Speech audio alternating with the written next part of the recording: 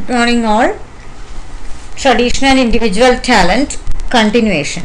Essay continuation from paragraph number 6. I told you we have divided the paragraph wise for the explanation sake. We have divided it in the paragraph mode, and you can project the essay there, so you can see from paragraph that starts from to proceed to a more intelligible. That is the paragraph that we are going to deal today. And please refresh yourself with the thoughts of the major ideas on tradition and individual talent. How individual talent is more preferred in the appreciation of art, as far as the normal or the usual way of the reading, public reading, more their approach is concerned. But how Eliot talks about having the tradition, or the importance of tradition, of the historical sense of the reading upon the ancestors. He says that you cannot erase the past or their influence. First you have to go and read them, or you have to understand that they have been there. Their influence cannot be fully erased. So every individual thought even asserts even you can see the ancestors asserting their immortality more vigorously. That is what he says, and that is the point at which tradition as a term in the appreciation of art that has been taken as a matter of censor. That means it's not, you are not appreciating. Oh, the poet resembles the same other persons or the past writers. So there is no such attack on now onwards with the Eliot. He says that is needed. That is in not in the sense of imitation, blind imitation, but having an historical sense is really important. That means you are going back to the reading and you see them, you know them, and then later you achieve a kind of individuality, individual talent while you are writing something. Okay, so this is the whole about the essay. So now we are continuing from that part, paragraph number 6. You please see there. To proceed to a more intelligible exposition of the relation of the poet to the past, he can neither take the past as a lump, as indiscriminate bolus, nor can he form himself wholly on one or two private admirations, nor can he form himself wholly upon the preferred period. So now it is about, he obviously says you have to approach tradition, you have to go back to the past readers, past writers. Now he says how to approach tradition, the ways in which you can see, you can go back to the past writers.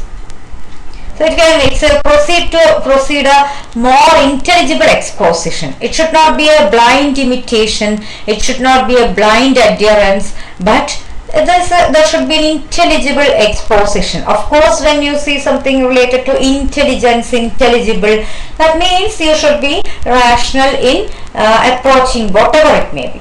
Whatever under discussion, that is intelligible exposition he says about.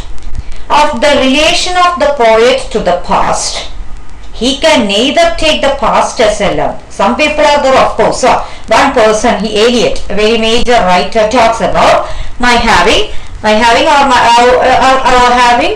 traditional sense. So let me go and read the whole books, whole past writers available from here and there, just for the sake of making a traditional sense or historical sense. So that is not the way. It's not like taking the past as a lump, an indiscriminate bolus. That means a kind of sticking together, some materials stick together, like you are having a bolus, you do not have a kind of, just think about taking something, swallowing something without water. We normally talk about that. So this is not at all the way you have to approach tradition. Hope that slide is clear? Yeah.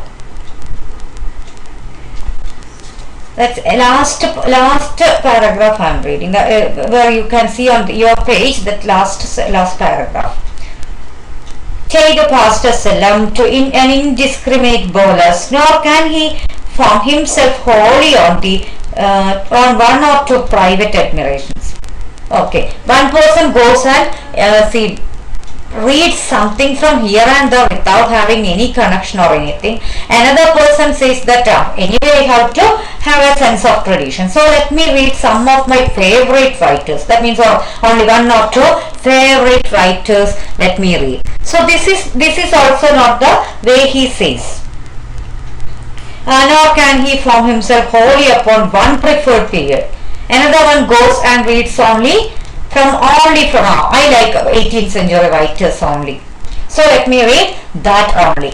This also is not the way. So that's why he says you cannot always demark, you cannot always fix a point upon which you have to approach tradition, you have to approach books.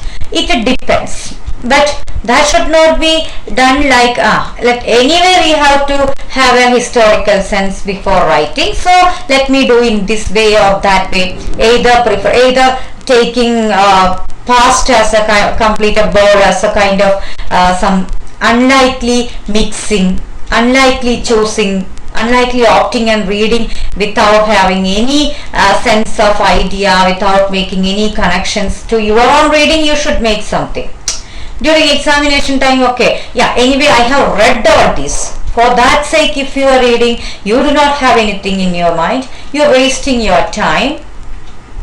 Still you are not going to get anything for writing for it. But instead of that, if you are spending fruitfully on 2 or 3 pages, maybe you can do something better in that regarding that page, that particular portion in the examination. So the same way you can approach reading in different ways. That's what he says. But here, as it is in connection with the writers and their writings, he makes it more clear what are the possibilities for a writer to go. ഒരു തരത്തിൽ എന്ത് ചെയ്യാം, പാസ്റ്റുകൾ എന്തെങ്കിലുമൊക്കെ ഇങ്ങനെ just for the sake of tradition read ചെയ്യാനുള്ളൊരു tendency. അല്ലെങ്കിൽ എന്താണ്, എനിക്കിഷ്ടമുള്ള 1-2 റൈറ്റേഴ്സിനെ മാത്രമേ ഞാൻ വായിക്കൂ എന്നുള്ള ഒരു രീതി. അല്ലെങ്കിലോ ഒരു പർട്ടിക്കുലർ ഹിസ്റ്റോറിക്കൽ ടൈം പീരീഡ് എടുത്തിട്ട് പറയണം ഈ പറയുന്ന സമയത്തെ റൈറ്റിംഗ്സ് എനിക്ക് ഭയങ്കര ഇഷ്ടം. Sometimes we talk about the movies of A time period, 1990s movie, 2000 movie, all those are fine. What about now? We do not like it, or we like it all. We like only new generation movie. I will never go and watch the movies before 2000. So this is the way we prefer time period also. Of course there will be some nature, some quality, some special features for the works of a particular time period, but that also is not promoted by Eliot. That kind of you talk about that kind of partiality, partial mode of approaching. No. So how to approach past, he will come to the point now. The first course is inadmissible. That means first course means you are taking the tradition from here and there without having any connection. That is the first. It is inadmissible. It cannot be promoted at all. The second is an important experience of youth, but taking only some private admirations. Of course you have fans and all. I will watch only the movies of this actor, that actor, this actress, that actress, maybe. So that is a kind of is it preferred? No, Eliot doesn't promote that, but he says it's a kind. Second is an important experience of youth. Sometimes, of course, in youngsters you may see more preference of this kind. And the third is a pleasant and highly desirable supplement. The third is a kind of supplement. You just anyway you have to read something from the past. So let me go and read from 18th century. So let me read something of Chaucer. Okay, fine. Anyway, I have read something. Is it the way we have to approach our reading, or to go for our reading in the context of bringing traditional sense, historical sense? No.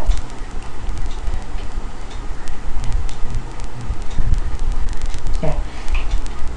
The poet must be very conscious of the main current, which does not at all flow invariably through the most distinguished reputations. Let me read. The poet must be very conscious of the main current. That means, of course, he or she should be aware of the current, the present moment, the nature, the trend of the time. In writing also, of course, trends of the time you can see. Nowadays we have Dutton poetry, haikus. In the past, can you even imagine about some of the neoclassic writers or someone appreciating any of these poetry which do not follow any metrical composition, the ideas like meter, first, tone, or any other features you can talk about. So that is the way you have to be one with that. You have to be very conscious about the main current, that is the flow of the time, which does not at all flow invariably through the most distinguished reputations. So he must be quite aware of the obvious fact that art never improves. He must be quite aware of the obvious fact. It is going to be an obvious fact. Art never improves. Art is in one way or other, it is there. So already everything is there already in art at every point of time, at every moment of creation. It is only something that you have not mentioned it, you have not written on that, but it is there. It never improves, but that the material of art is never quite the same. That is the thing. That's why we have the saying that nothing is there that cannot be discussed by art. Nowadays in art, in literature, you have much discussion upon homosexuality, much discussion upon queer studies, much discussion upon the rights of women. Feminism we taught you. Later you will study queer theory and all. So the gay, lesbian, all these ideas nowadays we discuss.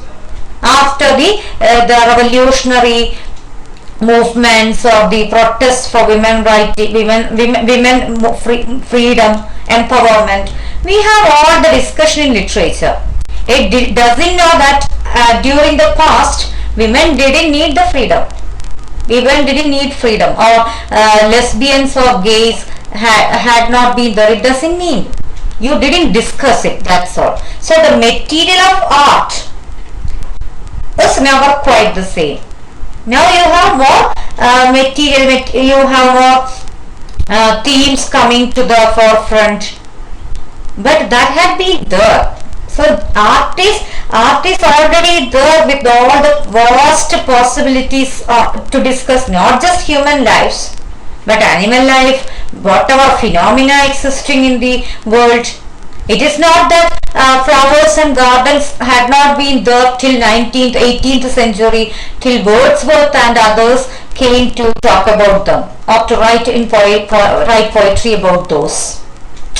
Every time there had been flowers, gardens, solitary reapers who were singing, but someone is taking it up. So the material of art is not quite the same. You are choosing, you are exploring new themes, new ways of expression, all those. That is happening. But what about the kind of he must be quite aware of the obvious fact, art never improves. It is not about improving. It is about you are already having a vast sea. Now you find out more treasures.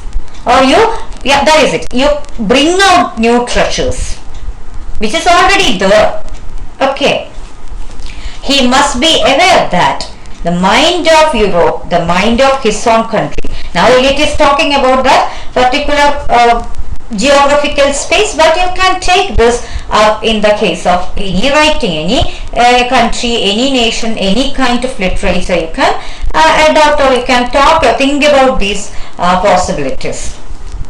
A mind which he learns in time to be much more important than his own private mind. So that mind, it's a kind of collective. You talk about collective memories. That is very important to learn that mind, which is vast. The collective space of different memories, different experiences, different lives, different time periods. Okay. There was a time when rural England had been the people with all the rural setting, only people who are high. Nowadays we cannot think about England in that. Highly industrialized, highly well developed with all those buildings, vast countries. See, urbanization, the main impacts in all the Western nations you can see. But there was a time for them also to live in very rural and very countryside, very layman people. Nowadays also they may be there, but the whole picture has changed.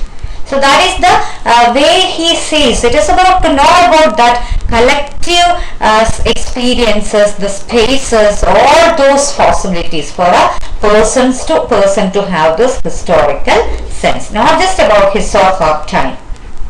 That also should be there, but that doesn't mean that you can stay away from knowing the other time periods, other experiences, all those. Is a mind which changes, and this change is a development which abandons nothing en route. That is it. That change. This is a change that doesn't abandon anything en route. What I mean by en route? En route means on the way. It's almost like en route. En route. It's a kind of the word that actually means on the way. It doesn't abandon anything, which does not superannuate either Shakespeare or Homer or the rock drawing of the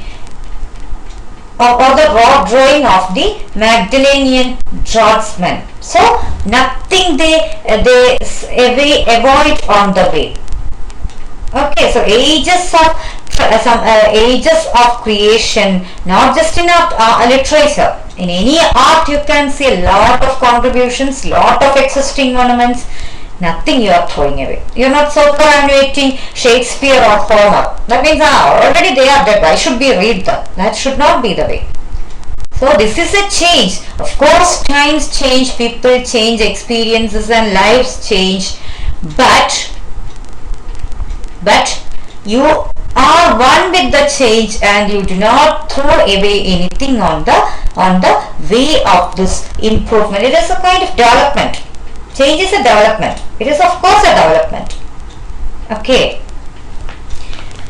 And because the development is double stronger, because as per Eliot's view it is much stronger because of this reason. You are not abandoning anything or anyone. That this development, refinement perhaps, complication certainly. This development is refinement, maybe a refinement, a kind of refinement. Of course, you are moving forward ahead of the time. Moving forward, not ahead. I'm talking about moving forward. So, and it may be because of that, it may be a refinement. Of course, you have new advent of technology, new styles of living, new ways of living, perceptions. So, maybe a kind of refinement. Okay, with the new educational possibilities, all those you are refining, maybe. Complication certainly. Of course, you are getting more complicated, right? So just think about the online classes teaching from the offline sessions. Of course, that is somewhere you are developing, but in one way or other, it is a kind of fine refinement. If you all of us are now one with or dealing with the technology. Before that, among the 60 students, there may be some 10 of you who are well versed in technology, technical matters, dealing some apps and phone, all those technical devices. But of course others, people belonging to literature departments, and we are not much acquainted with. Of course, in my case, I tell you. But so nowadays we cannot stay away from this. So we are in one way or other practicing. We are in one way. Even I was learning from you people. Last time I sought your help to see how it works out when an app changes. Somewhere or other it is getting complicated. Sometimes we are trying to tackle the issues with the help. So this is the way it is. Anyway, we are moving forward. Okay. And that doesn't mean that you are throwing away the offline session. Every time, most often we talk about, when offline sessions begin, when we are back to our classroom. So that is again a kind of tradition. You have achieved a kind of individual talent in online learning also. But that doesn't mean that you are throwing away our classroom tradition. The classrooms are waiting for you. Yesterday also, that was there. Anyway, I had been there to your own classroom to write down something on the board to make some presentation and all. So this is the way. We cannot avoid that board, blackboard writing. That is a kind of tradition. Of course, we have whiteboard, something new. But still, anyway, I was talking to them like, I have a board at home, but still it is not that comfortable. Sometimes we are badly in want of something traditional. Okay, and so of course when we were having much allergic problems and obviously there was time when we used to say, we want at least a whiteboard. But when we use it, sometimes we feel like after some 10 or 5 writings constantly when we are using it, it is impossible for us to erase it in a proper way. Sometimes it is marks are seen on the white platform. So sometimes we prefer that. So it's again a kind of tradition, and you are improving, you are certain you have complications. Yes, so it is perhaps you can talk, you can now you can metaphorically go back to these two concepts when we in the context of our offline and online teaching. It's very fantastic. Just got the idea. Anyway.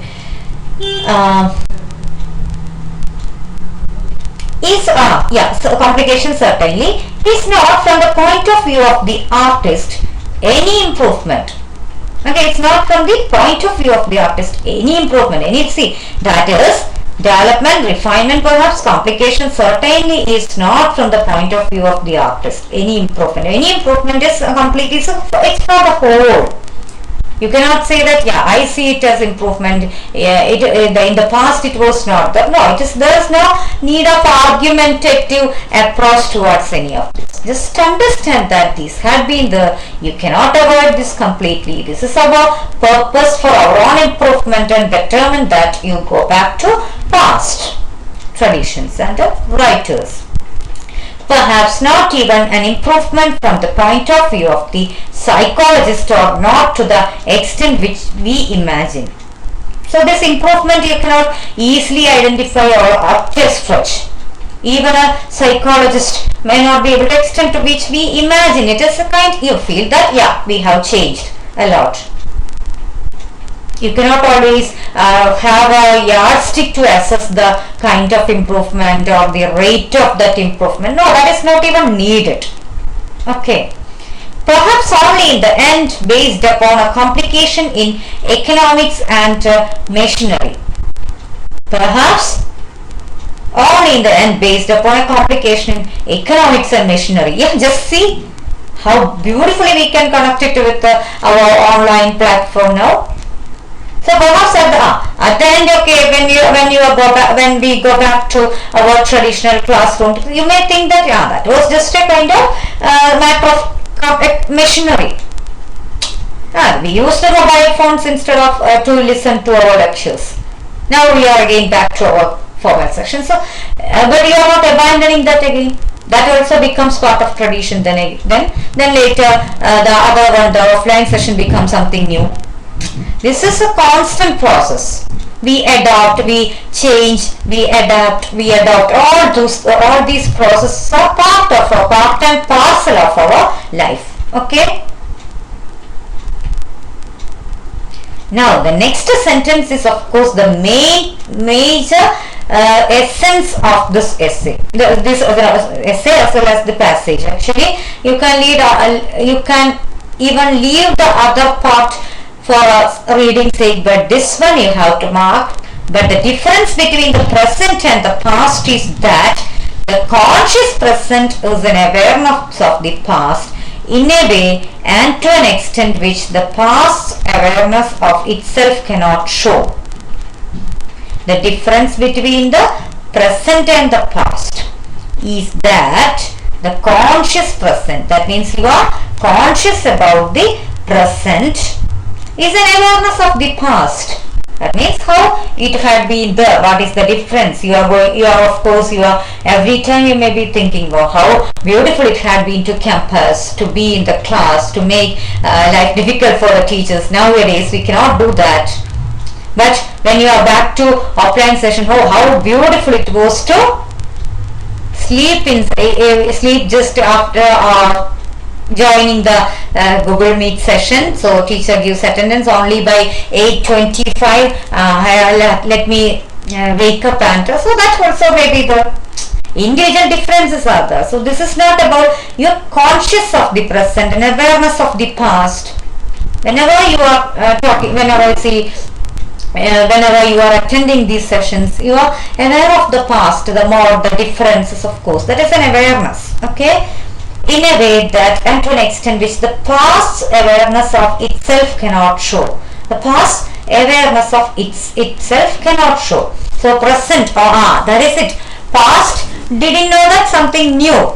That during that time the extremely new technologies or something which is already there. Online sessions are beginning. It's on that day we invented all these. Google Meet, all these and new apps, everything had been there for all these years. Some technical departments might have been using it. There have been teachers who used it even before. Who have been using it even before. But we didn't have the need. We could do it in the classroom, we could do it in. You cannot even think about, listening to an audio lecture more than some 1 or 2 hours. Okay, 10 to 15 minutes very basic information about an audio, content, you may be okay. But what about listening to all these lessons online through phone content? That will be difficult. But now we are not left out with the options. Of course, in online Google Meet session also you are listening to an audio or video session. So there is no much difference. Instead of watching a YouTube session, you are lively getting the teachers on classes. Okay, instead of getting our recording, you are getting. So this is about the past. There should be the past awareness of itself cannot show. The past, which the past awareness of itself cannot show. So past had been like this, that, and now we have a kind of present complication, all those, but still we cannot avoid the past and present altogether. There should be a coexistence. Whatever we have been getting from the past, we can recollect and we can make use for our discussions and all. Now this for reading in our daily life also, that is practical. That's why I quoted the example of this offline classroom sessions and the online sessions. So traditional mode of doing something, and now we have a kind of individual, of course individually talented. Nowadays we all are supposed to know something about this. Okay, in the demands are also there. With the improving of time or complication, we have much demand of technology, our spaces that we occupy. All this we have to meet in time and space. Okay. Yes. Next, paragraph number 7. That is a very small paragraph. That also let me finish off now. It's someone said the detritus are remote from us because we know so much more than they did. Precisely, and they are that which we know. Another point of view. So there is something very funny. That means detritus. Someone may say detritus are remote from us. They are not much advanced like us because we know so much more than they did. How much matters do we know? Okay, you may even claim about the same thing in the context of the online sessions. Now you know both of these. You may have some elder people, some of your aunts or uncles. You never had such an online session whose education is already over. You cannot always claim this to your growing young brothers or sisters who are yet to start education. who are yet to be in the schools. They may be having more of these online platforms and all. And nowadays, kids know where to deal with the technical devices and or more than us. But the past, if you want, you can claim in this way. They didn't know much about all this as we do. So this is again precisely. So precisely they are that which we know. That is also they are that which we know. Their existence now, it is the way in which we know and we think about them. That also may be a claim. That also can be a claim. Okay. So that's all with the paragraph number 7. That's why anyway I have divided, so just marked it as paragraph 7. Now we will be to paragraph number paragraph number 7. No, we'll have to continue. That is just as a quote it is given. Only next there remains, that is a paragraph. That is the next paragraph that we will start from. Sorry, it's not, so kind of confusion. Paragraph number 7, I'm going to, even though it is divided as such, but it is again a continuation, otherwise it will not make sense. Okay, and then what happens is onwards we will go for the 8th, we will take as the 8th paragraph session. Okay,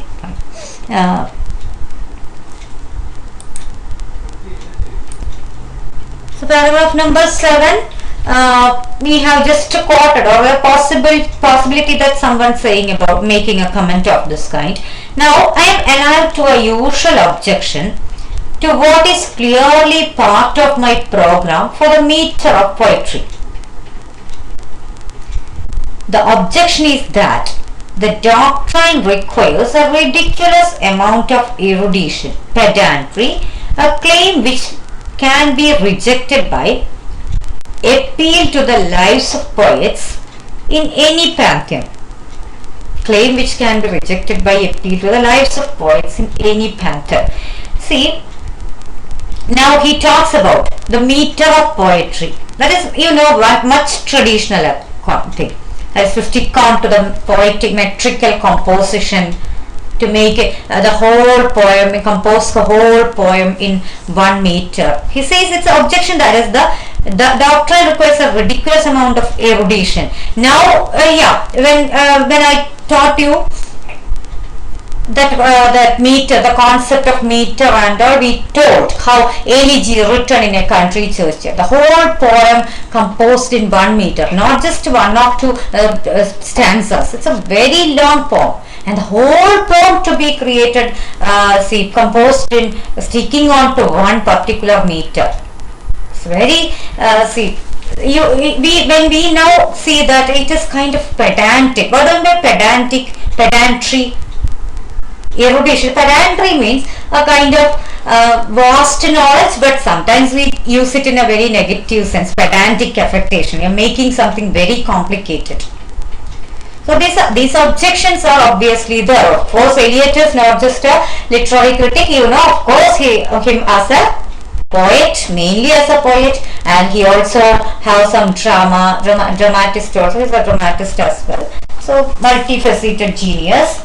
Multiple seats. That kind of a genius he is, with a lot of different kinds of areas he touched upon. A claim which can be rejected by appeal to the lives of poets in any pantheon.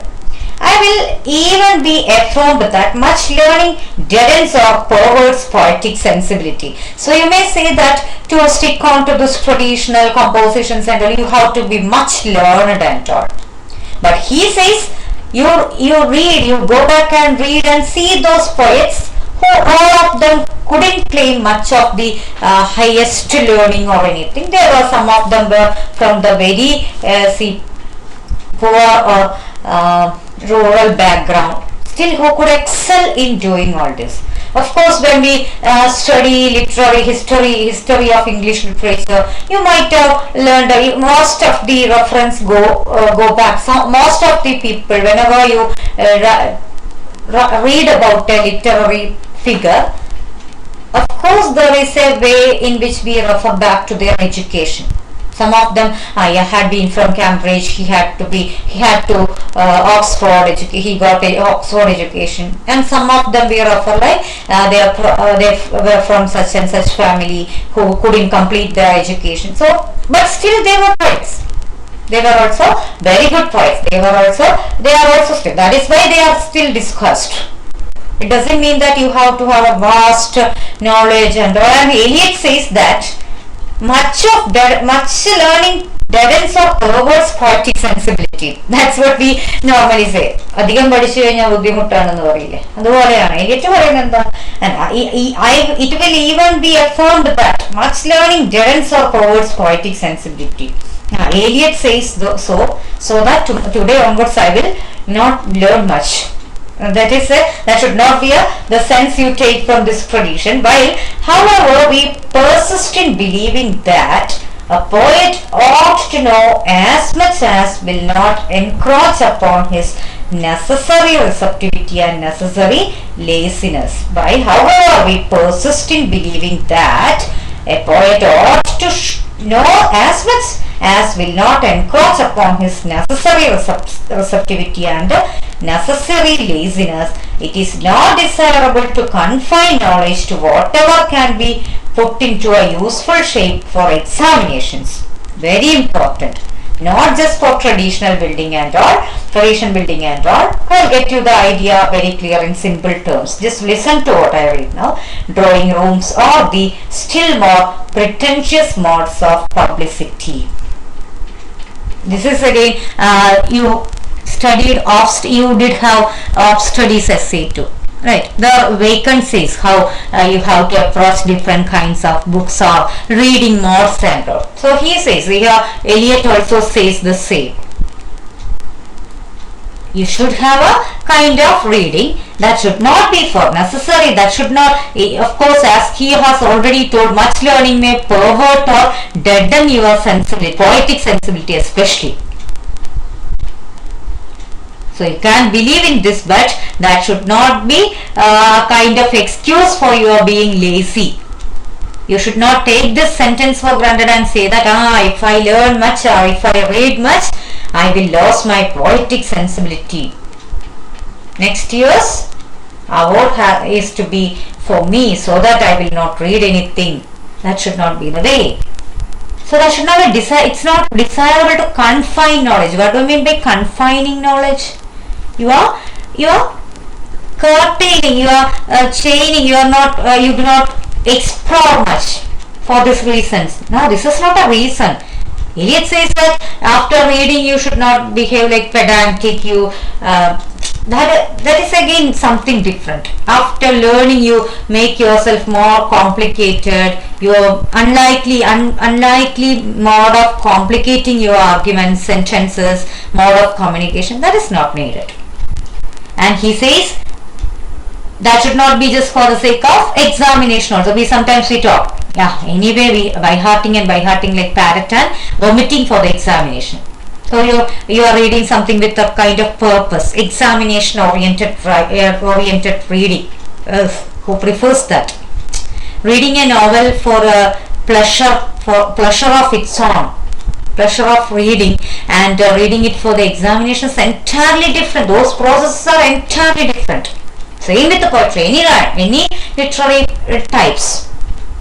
So it's still more pretentious, or the still more pretentious mode of publicity. Sometimes a very learned person, to show that publicity you should not read.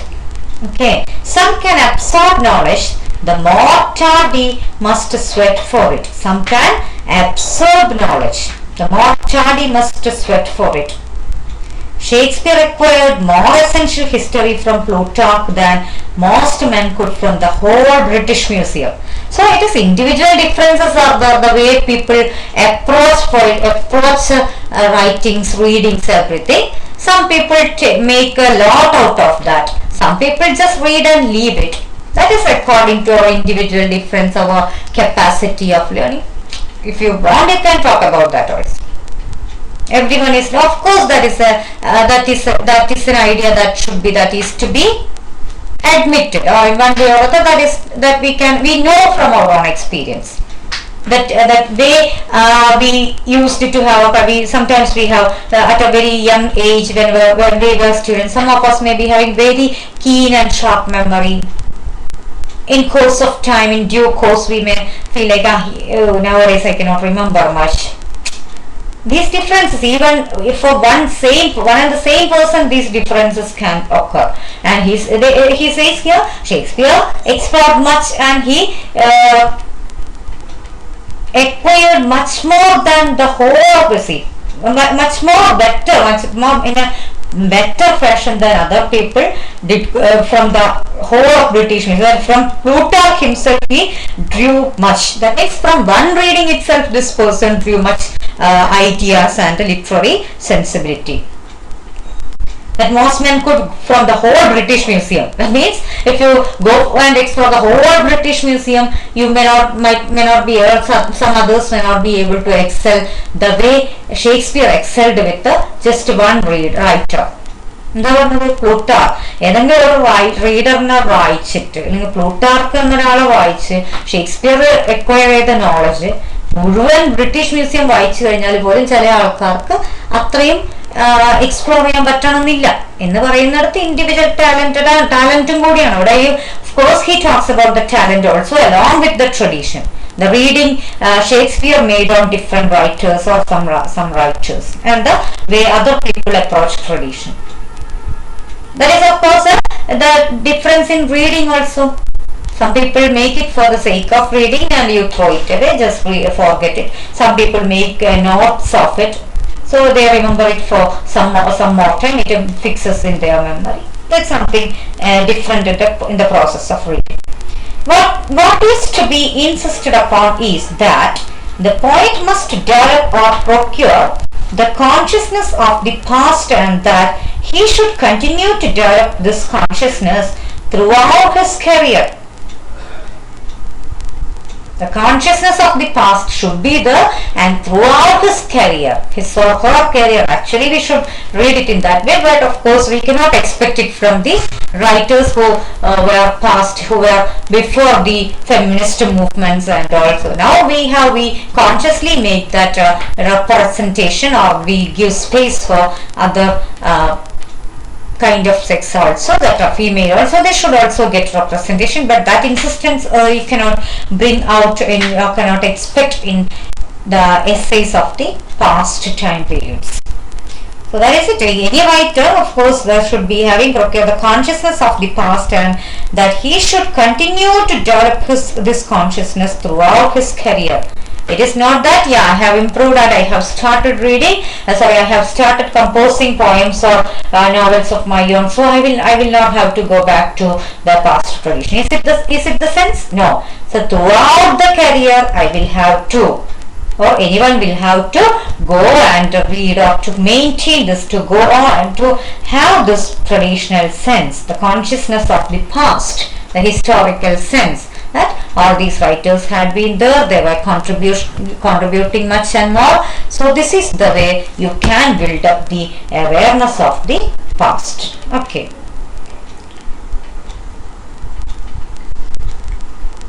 So that's all with the paragraph number 7, and we'll have to stop here.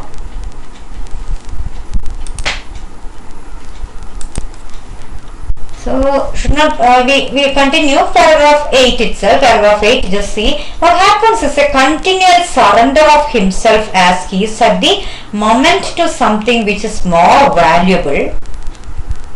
The progress of an artist is a continual self-sacrifice. You may see that it's a kind of, it's a progress as well as a continual self-sacrifice. Very important concept.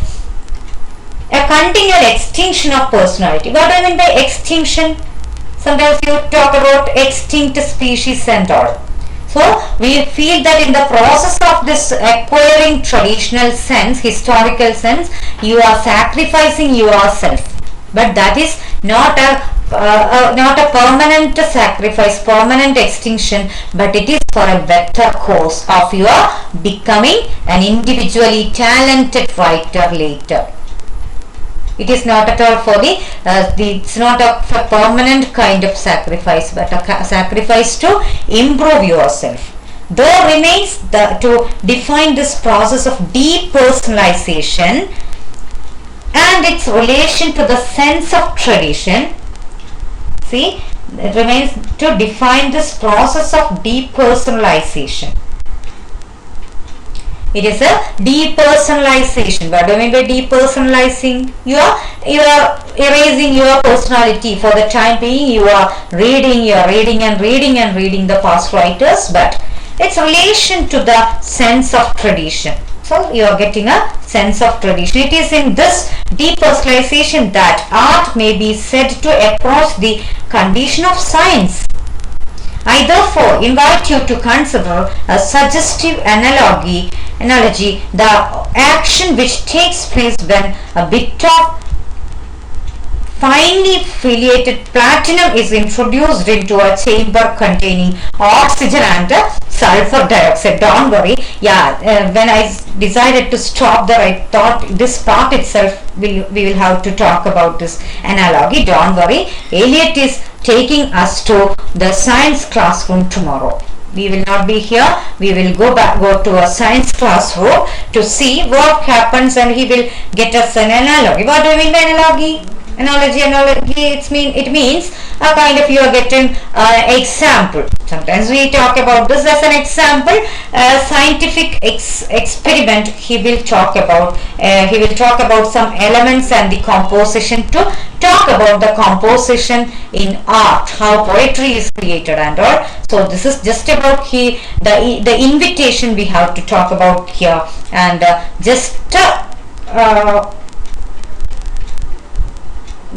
think about this,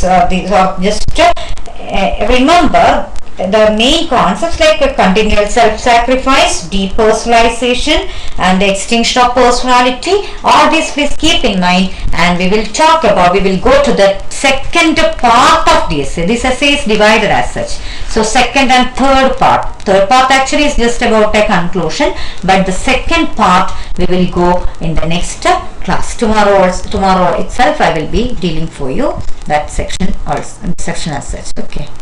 Thank you for the day.